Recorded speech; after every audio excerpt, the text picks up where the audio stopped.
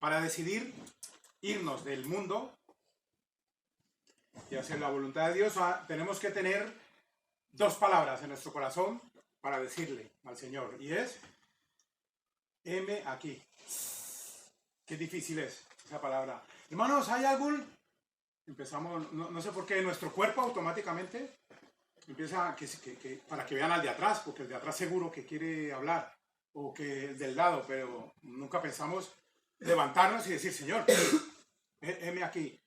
Pero el decir heme aquí era más fácil antes, es decir, en la dispensación pasada, o ahora, en el día en que estamos. Cada uno, porque igual uno piensa en una cosa, otros piensan otra, dependiendo del punto de vista de cada uno.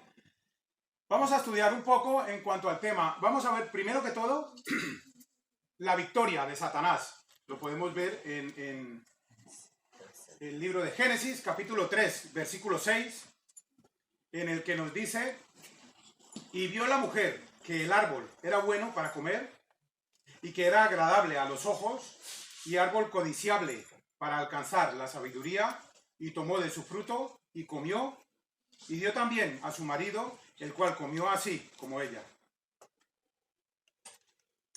Dios amado, gracias te damos una vez más por permitirnos poder estar en este sitio. Te pedimos que nos ayudes ya que como iglesia estamos aquí en Villarreal, Padre, te pedimos que nos bendigas, que abras nuestro entendimiento y uses nuestro discernimiento para que de esa manera podamos entender lo que tú tienes preparado a través de esta predicación, Padre, y que, ¿por qué no?, podamos tomar decisiones importantes en nuestras vidas y que haya un antes y un después a partir de la decisión que tomemos, Padre. Te lo pedimos todo en el precioso nombre de Cristo Jesús. Amén. Hermanos, en ese preciso momento, en la narración bíblica que vemos allí, se produce la victoria de Satanás. Y desde ese entonces también empezó la maldición del pecado y la muerte espiritual empezó a reinar. La maldición por el pecado la encontramos también allí en Génesis, un poco más adelante, capítulo 3, versículos 17 al 19, en el que dice: y al hombre dijo: por cuanto obedeciste a la voz de tu mujer y comiste del árbol de que te mandé diciendo, no comerás de él, maldita será la tierra por tu causa. Con dolor comerás de ella y todos los días de tu vida. Espinos y cardos te producirá y comerás plantas del campo. Con el sudor de tu rostro comerás el pan hasta que vuelvas a la tierra, porque de ella fuiste formado, pues polvo eres y al polvo volverás. Es increíble ver así, de la misma manera como cuando vemos el arco iris. ¿Qué te recuerda? La promesa que hizo el Señor en que no volvería a acabar con la humanidad por el tema de la inundación, ¿verdad? Pues de la misma manera, cuando yo trabajaba en el campo, hay una palabra en valenciano que es birbar. Cuando trabajábamos en los campos del arroz, teníamos que birbar. Birbar era coger la mala hierba y dejar la buena planta de arroz. Nada más crece la planta del arroz cuando tiene más o menos un tamaño así. Está mezclada la mala hierba con la planta del arroz, no la puedes identificar. De hecho, no se va a birbar en ese momento porque no la puedes identificar.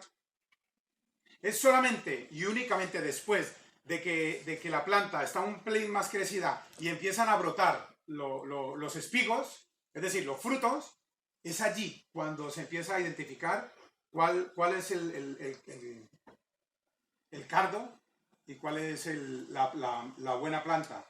Y es allí donde teníamos que meternos al campo desde una orilla hasta la otra, luego dos pasos más acá, otra vez de una orilla hasta la otra, y así teníamos que quitar la mala hierba, porque estos campos estaban exclusivos no para vender el arroz como tal, sino que era para vender el arroz como semilla. Entonces las cooperativas que recogen el arroz como semilla, lo que exigen es que tenga una pureza muy alta, es decir, que no estén mezclado con mala hierba. O como dicen, allí se le llamaba el serrés. Está el arroz y el serrés. Y teníamos que arrancar esas plantas desde la raíz. No valía el arrancar el tallo porque eso volvía a crecer al año siguiente. Por eso había que arrancarlas. Y siempre que hacía eso, siempre me recordaba de este versículo, de estos versículos, en lo que dice allí: maldita será la tierra por tu causa, con dolor comerás de ella todos los días de tu vida, espinos y cardos te producirá y comerás plantas del campo. Y con el sudor de tu rostro comerás el pan hasta que vuelvas a la tierra, porque de ella fuiste formado, pues polvo eres y al polvo volverás. Esa es la maldición por el pecado. Y esa misma maldición nos lleva a la esclavitud del mismo. En Proverbios capítulo 5, versículo 22, Proverbios 5, 22 dice: prenderán al impío sus propias iniquidades y retenido será con las cuerdas de su pecado. Es decir, estamos, por decirlo de alguna manera, encadenados al pecado.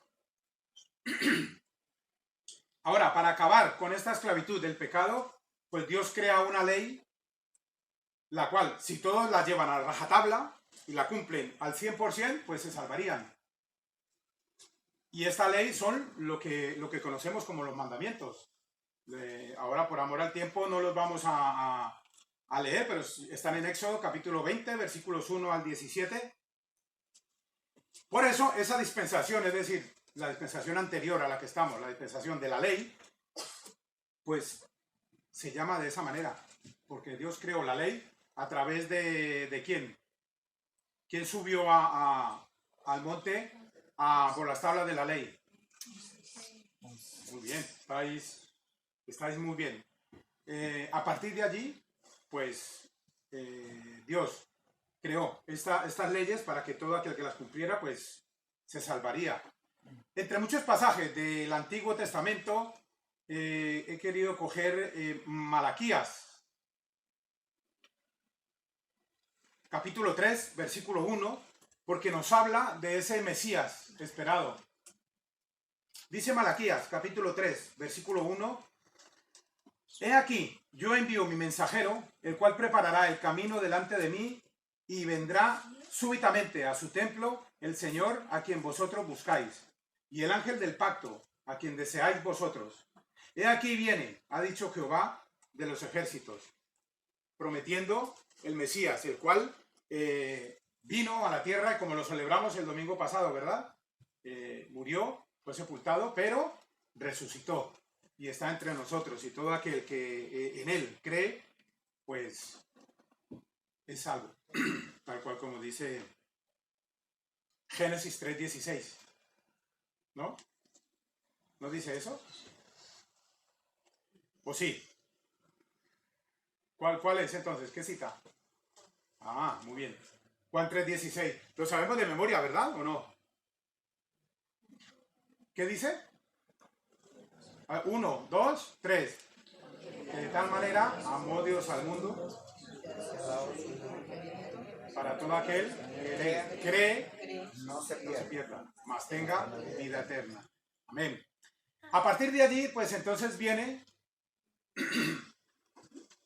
la derrota de Satanás. Antes teníamos la victoria de Satanás, pero a partir de allí viene la derrota de Satanás. Apocalipsis capítulo 20, versículo 10, dice: y el diablo que los engañaba fue lanzado en el lago de fuego y azufre, donde estaban la bestia y el falso profeta, y serán atormentados día y noche por los siglos de los siglos. Esto será en un futuro no muy lejano, en que será lanzado al lago de fuego y que se quedará allí por los siglos de los siglos. Satanás y todos los que con él andan. Vimos la maldición también del pecado, pero ahora también podemos ver el remedio del pecado. Lo encontramos en Juan, capítulo 3, versículo 16, como lo dijimos ahora de memoria, ¿verdad? Porque de tal manera amó Dios al mundo que ha enviado a su Hijo unigénito para todo aquel que en él cree, no se pierda, mas tenga vida eterna. También vimos, según Génesis 3:19, que la muerte reina desde la caída de Adán y Eva, ¿verdad? Hasta nuestros días. Ahora vemos la otra cara de la vida eterna. En Juan, capítulo 5, versículo 24, en el que dice: de cierto os digo, que el que oye mi palabra y cree al que me envió, tiene vida eterna. Y no vendrá a condenación, mas ha pasado de muerte a vida. Es importante en que ya una vez conocemos del Señor, pues hemos pasado de muerte, de separación del Señor, a vida. Tal cual como veíamos en la escuela dominical, ya hemos tenido esa primera comunión, ya hemos tenido ese bautismo del Espíritu cuando recibimos al Señor Jesucristo, y ahora pues practicamos la verdad según la palabra de Dios. De cierto os digo, que el que oye mi palabra y cree al que me envió, tiene vida eterna y no volverá a condenación, mas ha pasado de muerte a vida. Vimos también en Proverbios 5:22 en cuanto a la esclavitud del pecado, pero ahora podemos ver también la libertad que tenemos de ese pecado. Romanos capítulo 8, versículo 2. Romanos 8:2 dice: porque la ley del Espíritu de vida en Cristo Jesús me ha librado de la ley del pecado y de la muerte. La ley del Espíritu de vida en Cristo Jesús me ha librado de la ley del pecado y de la muerte. Vimos también en Éxodo, capítulo 20, versículos del 1 al 7. Bueno, también está en Deuteronomio, los mandamientos, las tablas de la ley. Está en Deuteronomio 5, 7 al 21. También vimos que eran 10 mandamientos, ¿verdad? Pero el Señor Jesucristo nos muestra solo 2.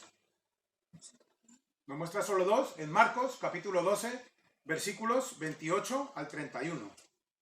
Dice la palabra de Dios: acercándose uno de los escribas que los había oído disputar y sabía que les había respondido bien, le preguntó: ¿cuál es el primer mandamiento de todos? Jesús le respondió: el primer mandamiento de todos es: oye Israel, el Señor nuestro Dios, el Señor uno es. Y amarás al Señor tu Dios con todo tu corazón y con toda tu alma y con toda tu mente y con todas tus fuerzas. Este es el principal mandamiento. Y el segundo es semejante: amarás a tu prójimo como a ti mismo. No hay otro mandamiento mayor que estos. Es decir, el Señor Jesucristo cogió 10 mandamientos y nos los resumió solo en 2. Menos mal, es más fácil cumplir 2 que 10, ¿verdad? Sí, pero si tú amas al Señor, tu Dios, no vas a idolatrar absolutamente a nadie más.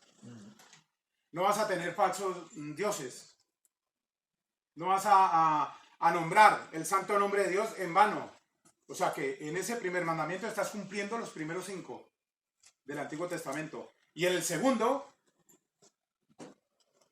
no te toca hacer otra cosa, simplemente amar a tu prójimo como a ti mismo. Pero si yo amo a mi prójimo como a mí mismo, yo lo voy a respetar. Si yo amo a mi prójimo como a mí mismo, yo no le voy a robar. No voy a levantar un falso testimonio contra él. No le voy a mentir. O sea que si nos ponemos a ver, están exactamente los 10 mandamientos. No, están los 10 mandamientos y muchas más cosas. Porque lo que el Señor nos manda es a que nos pongamos en los zapatos del otro. Y poner en práctica la ley, ¿cómo se llama? La regla de oro. ¿Cuál es la regla de oro? Según la palabra de Dios: no hagas a otro lo que no quieras que te hagan a ti. Y con eso quedamos totalmente desarmados ante los demás. Es que es que a mí no me gustaría que me gritaran. Pues no le grito. Es que lo voy a señalar. No, a mí no me gustaría que me... Pues tampoco lo señalo. Voy a ser grosero con este. A mí no me gustaría, entonces tampoco lo hago. Y de esa manera estás amando al prójimo como a ti mismo. Son solo dos, pero con la misma esencia, o quizá más que en la quinta dispensación, que es la dispensación pasada. Porque ahora en nuestros tiempos, ¿qué dice el Señor? En Romanos capítulo 13, versículos 8 al 10. ¿Lo tengo ahí o no? Sí. Romanos 13, capítulos 8, perdón, Romanos capítulo 8, versículos, Romanos, bueno, lo tenéis ahí. Romanos 13, versículos del 8 al 10. Dice la palabra de Dios: no debáis a nadie nada, sino el amaros unos a otros, porque el que ama al prójimo ha cumplido la ley. Porque no adulterarás, no matarás, no hurtarás, no dirás falso testimonio, no codiciarás, y cualquier otro mandamiento en esta sentencia se resume: amarás a tu prójimo como a ti mismo. El amor no hace mal al prójimo, así que el cumplimiento de la ley es amor. Quiero que veamos un momento para concluir. Tres personajes que los conocemos muy bien. Por ejemplo, el llamamiento de Moisés. Lo vemos en Éxodo capítulo 3, versículo 4. Vamos allí, Éxodo 3.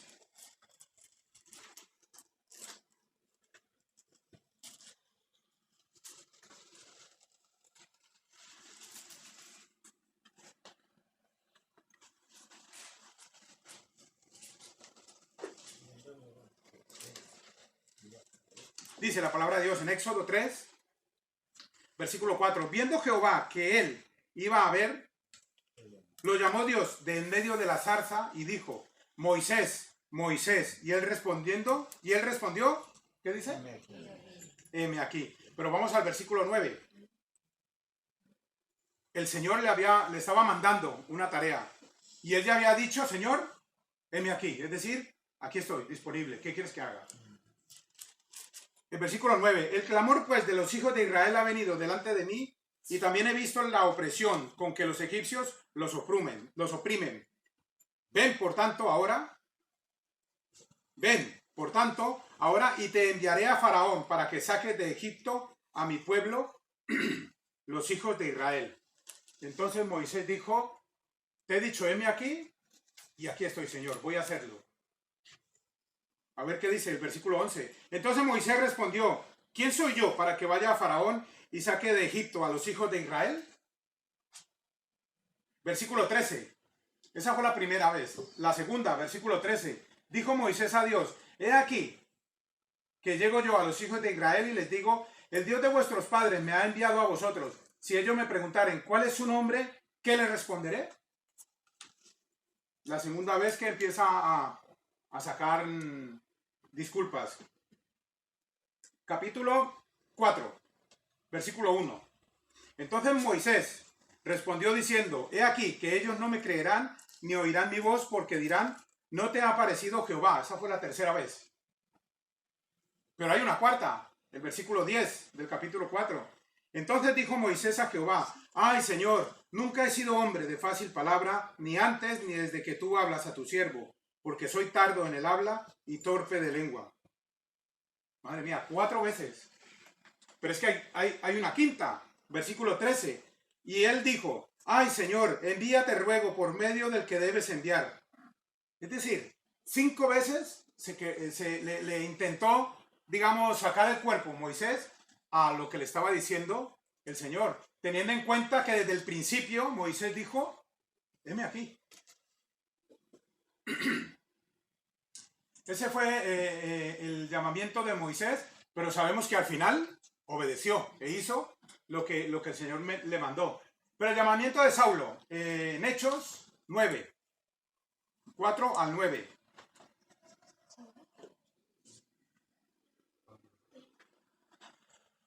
En Hechos, capítulo 9, versículos 4 al 9, dice: y cayendo en tierra oyó una voz que le decía: Saulo, Saulo, ¿por qué me persigues? Él dijo: ¿quién eres, Señor? Él dijo: yo soy Jesús, a quien tú persigues. dura cosa te es dar coces contra el aguijón. Y temblando y temeroso, dijo, Señor, ¿qué dice allí? ¿Los que lo tienen? ¿No lo tienen? ¿No lo tenéis?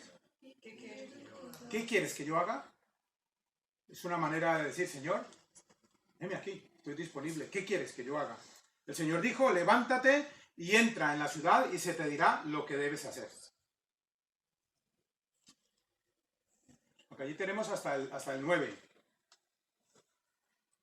Y los hombres que iban con Saulo se pararon atónitos oyendo a la verdad la voz, mas sin ver a nadie. Entonces Saulo se levantó de tierra y abriendo los ojos no veía a nadie. Así que llevándole por la mano, le metieron en Damasco, donde estuvo 3 días sin ver y no comió ni bebió. Vemos a diferencia de Moisés, Saulo, que es el apóstol Pablo, a la primera dijo, ¿qué quieres que yo haga?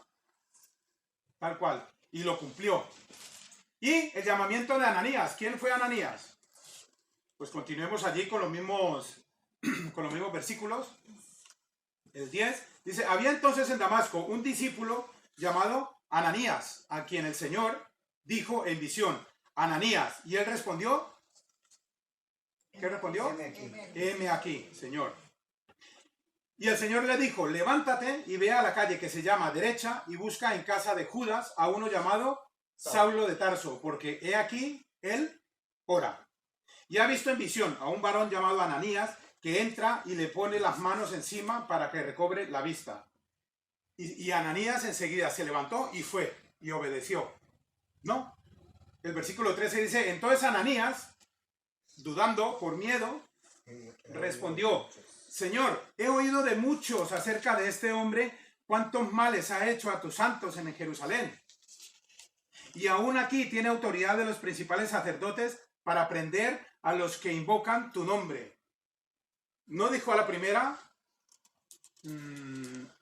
lo hago. Pero tampoco usó 5 disculpas, como Moisés, para hacerlo. Pero sí dudó.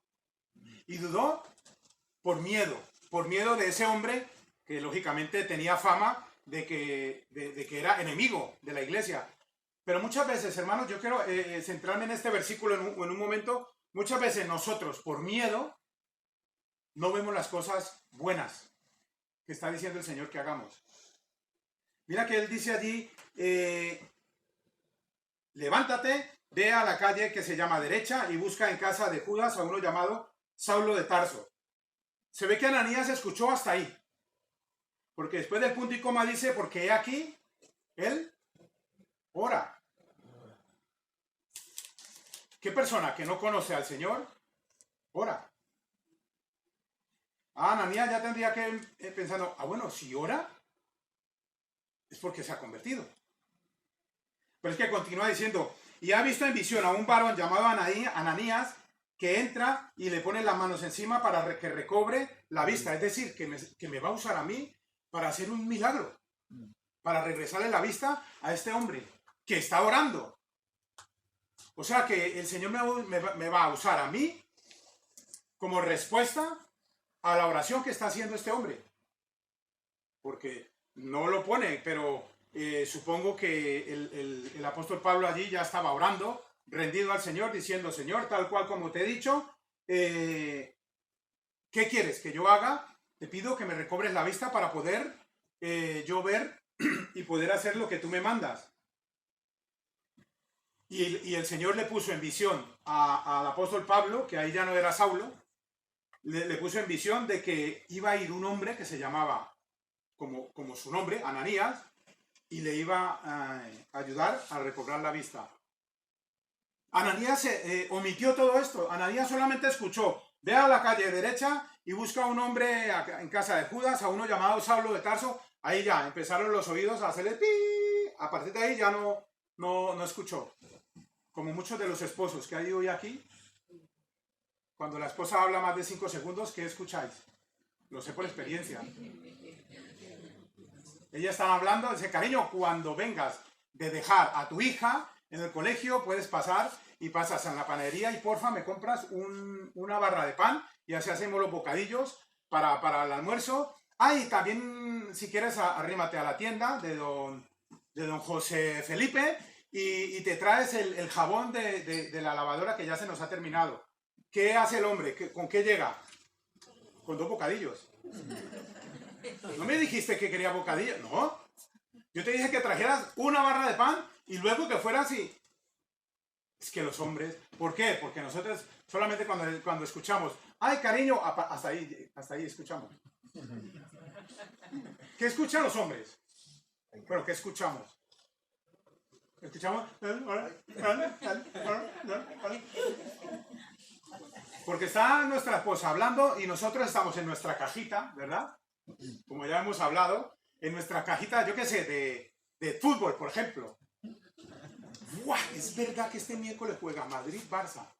Y creo que me dijo un hermano que lo van a televisar. Madre mía, voy a ver si le digo, a ver a quién le digo para vernoslo. Es bueno que no. Y mientras tanto eso, tu mujer está hablándote, tú ahí poniéndole mucha atención a ella, pero pensando en otra cosa. Pues Ananías aquí, cuando escuchó, levántate y ve a la calle que se llama derecha y busca en casa de Judas a uno llamado Saulo de Tarso. A partir de ahí ya él dejó de escuchar. Porque lo invadió el miedo. Dijo, ¿que vaya a dónde? ¿Dónde hay quién? Si ese hombre tiene una fama de que de a los cristianos, y yo soy cristiano y yo voy a ir allí, pero es que, y casi no puso cuidado del resto que dijo el Señor. Y muchas veces nos pasa a nosotros eso, sentimos que el Señor nos está diciendo, haz esto o haz esto otro. Y escuchamos solo eso. Y por el miedo que nos invade, por la duda, por las pocas ganas que tenemos, por no querer sacrificarnos, no escuchamos el resto de la bendición del Señor. Haz esto porque te voy a bendecir. No, simplemente escuchamos, haz esto. Y pasamos del resto. Pues a Ananías le pasó algo parecido.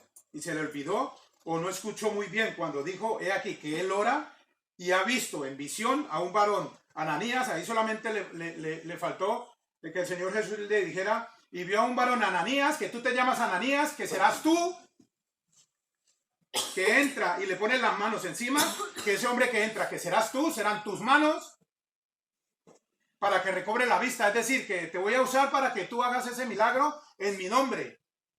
Imaginaos si él hubiese escuchado de esa manera, hubiese dicho, ya, Señor, ¿a dónde está? Pero no, muchas veces nos dejamos del miedo. Pero bueno, genéricamente Moisés dudó 5 veces antes de hacer lo que Dios le mandó. Saulo no dudó ni una vez. Dijo enseguida, ¿qué tengo que hacer? ¿Qué quieres que yo haga? Y Ananías, pues, no lo dijo a la primera, pero tampoco tardó 5 veces como Moisés. Pero a lo que quiero que vayamos es que los 3 han dicho, heme aquí. Y Dios, de la misma manera que llamó antes a Moisés, a Saulo o a Ananías, lo hace ahora. Con lo cual, el decir, Señor, heme aquí, no se trataba de ver si era o más fácil antes, en el Antiguo Testamento, o más fácil ahora. La verdad es que no se trata de si era más fácil o más difícil. Se trata de hoy, de ahora, de ya. Vimos en el Antiguo Testamento, vimos que en el Nuevo Testamento decía, o sea, vimos. Pero ¿tú qué ves ahora? Pon aparte el que hayamos visto. Ahora centrémonos, céntrate en ti. Yo me centro en mí. ¿Qué estoy viendo yo ahora? Es decir, según la palabra de Dios, ¿qué me manda a hacer el Señor?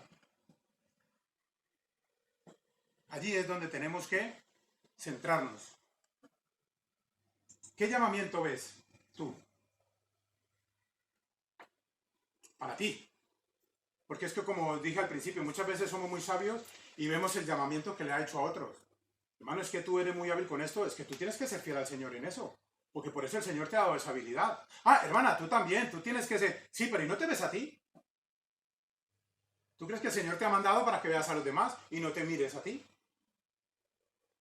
¿Qué vemos a nosotros? Perdón, ¿qué vemos nosotros?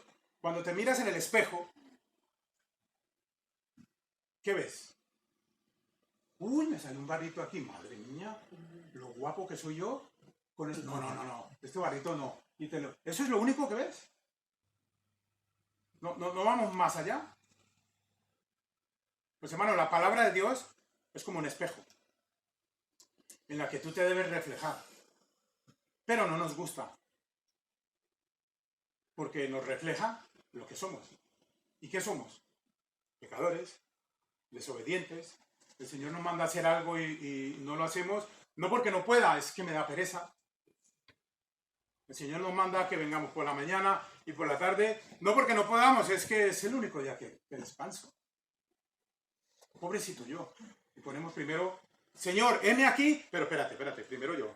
Y después ya, si eso, ya te aviso. ¿Qué estamos haciendo para demostrarle al Señor cuando le hemos dicho, Señor, aquí estoy, úsame? ¿Qué estamos haciendo entonces? Cuando el Señor te quiere usar y tú le estás dando la espalda. No se trata, como digo, de qué era más fácil. Si antes, en la dispensación de la ley o en la dispensación de la gracia, que estamos ahora. No se trata de cuándo es más fácil, se trata de hoy, de ya, de ahora. Se trata de ti. Se trata de mí en este momento. ¿Qué llamamiento vemos para nosotros? Y no solamente qué llamamiento vemos para nosotros, porque Moisés, Pablo y Ananías, cualquiera de los tres hicieron la voluntad de Dios antes o después, pero hicieron la voluntad de Dios. ¿Qué sería de nosotros sin el Señor? ¿Tú has llegado a pensar eso alguna vez?